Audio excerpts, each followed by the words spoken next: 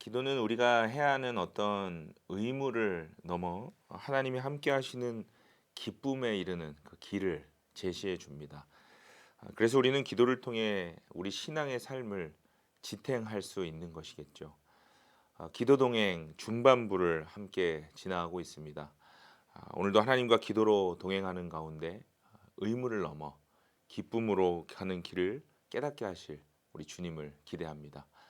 오늘 우리에게 주시는 하나님의 말씀 함께 보겠습니다. 시편 32편 5절 말씀입니다.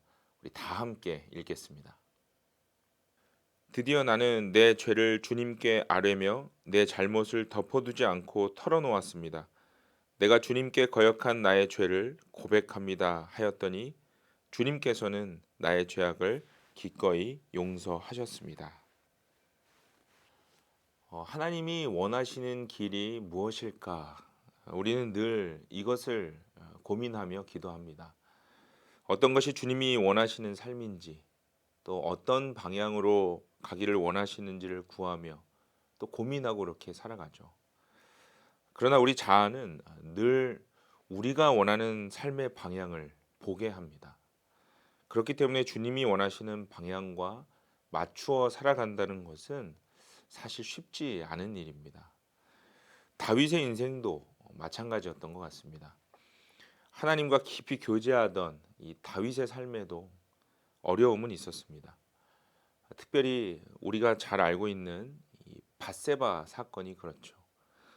하나님과 매일 동행하던 그 다윗도 하나님과 교제하는 자리에서 영적으로 조금만 벗어나면 이렇게 될 수 있다라는 것을 오늘 본문이 말해주고 있습니다. 그러나 중요한 것은요, 그 뒤의 삶이죠. 영적으로 무너짐을 경험한 뒤에도 또다시 우리에게 기회를 허락하시는 하나님의 은혜가 있다는 것을 기억하는 것이 중요합니다.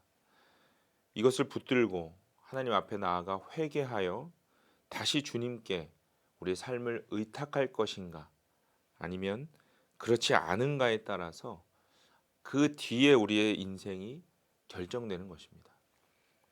오늘 우리는 기도 동행 중반을 지나면서 꼭 다루어야 할 기도의 영역에 대해서 함께 생각해 보려고 합니다.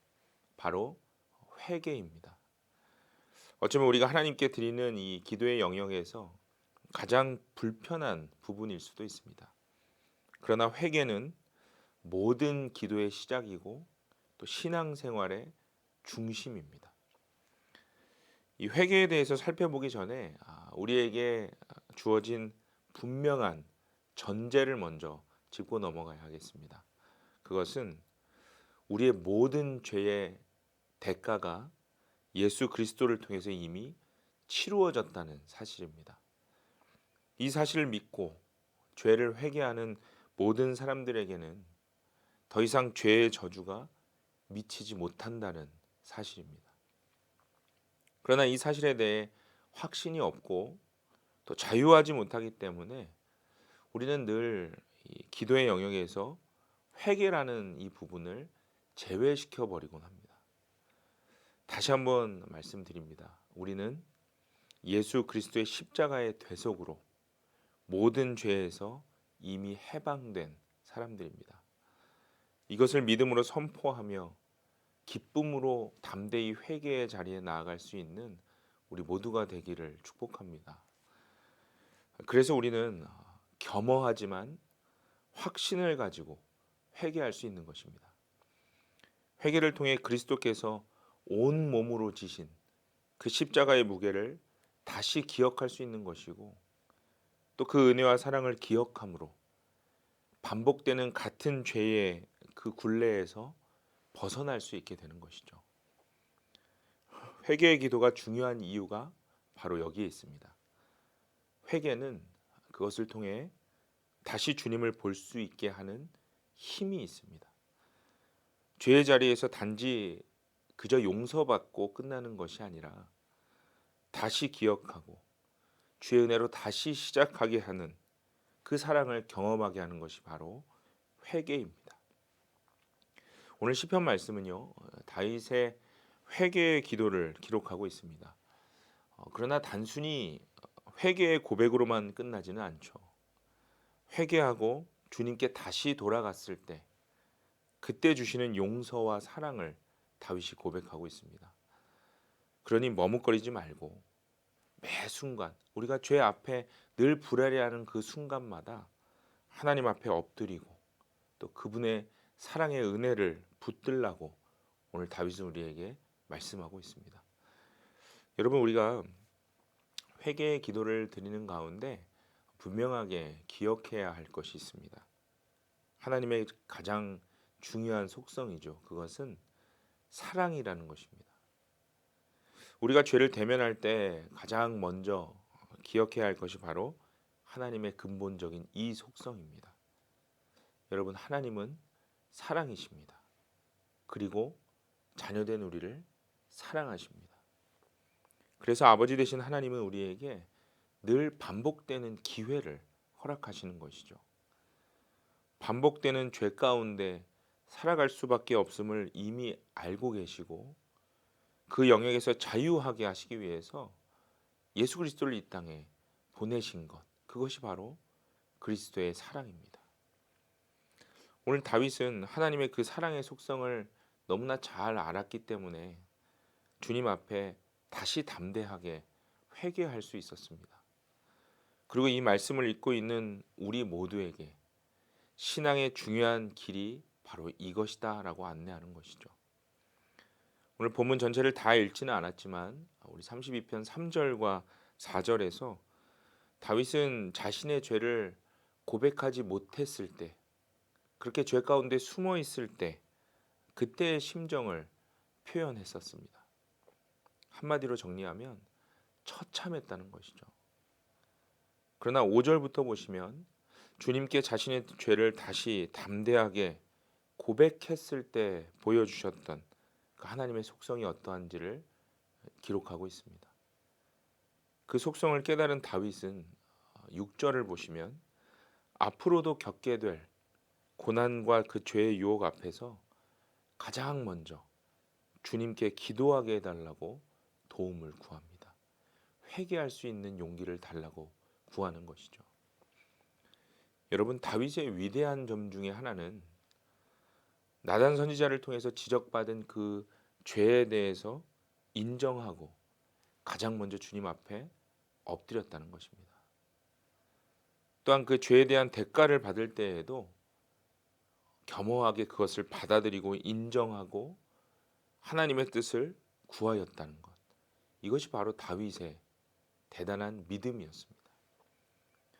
그 과정을 통해 잠시 잊고 있었던 하나님의 속성을 다시 깨달은 다윗은 오늘 32편 8절을 보시면 그 이하로 모든 사람이 걸어야 할 신앙의 길을 제시해 주었습니다.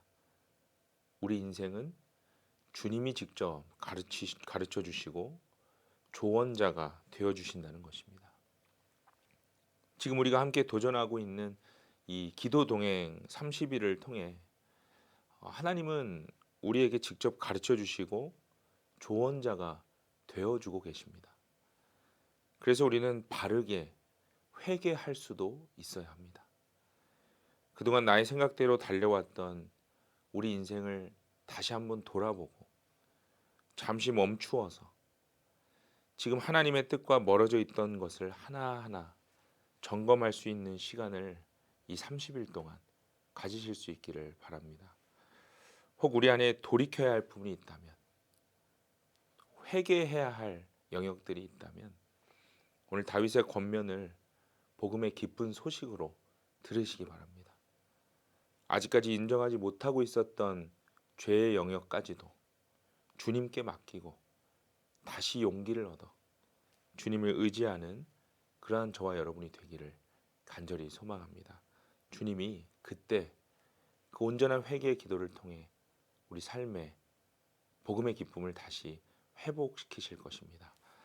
오늘도 그렇게 함께 기도 동행하시면서 하나님의 그 깊은 속성을 누리시는 귀한 날 되시기를 간절히 소망합니다. 오늘은 말씀을 기억하면서 두 가지 기도 제목으로 함께 기도하면 좋겠습니다. 첫 번째로요, 하나님 우리 안에 묶어두었던 죄의 영역을 회개할 수 있는 용기를 주옵소서. 예수 그리스도께서 나를 위해 또 내 죄를 위해 모든 대가를 이미 치르셨음을 다시 기억하게 하옵소서. 그리고 두 번째로 기도하실 때는요. 온전한 회개의 기도를 통해 하나님의 사랑을 다시 경험하게 하시고 회개를 통한 그 이후의 삶을 가르쳐 주시는 그 주님의 음성을 듣게 하여 주옵소서. 우리 그렇게 함께 기도하고 오늘도 기도 동행으로 승리하는 하루 되시기를 바랍니다. 함께 기도하겠습니다. 하나님, 오늘 기도 동행을 통해서 주님 앞에 우리의 삶을 다시 돌아보고 회개할 수 있기 원합니다. 우리 삶 한켠에 꼭꼭 숨겨두었던 그 죄의 영역들을 두려운 마음이 아닌 담대한 마음으로 주님 앞에 내려놓고 온전히 회개할 수 있게 하여 주옵소서. 그래서 다윗과 같이 주님의 속성이 어떠한 것인지 회개를 통해 더 깊이 경험하게 하시고 또 죄의 굴레에서 예수 그리스도 그 십자가의 보혈로 자유할 수 있도록 담대히 주의 앞에 엎드릴 수 있게 하여 주옵소서. 오늘 그렇게 기도 동행 가운데 회개의 기도로 우리의 영을 자유케 하실 주님을 기대합니다. 살아계신 예수 그리스도의 이름으로 간절히 기도드립니다. 아멘.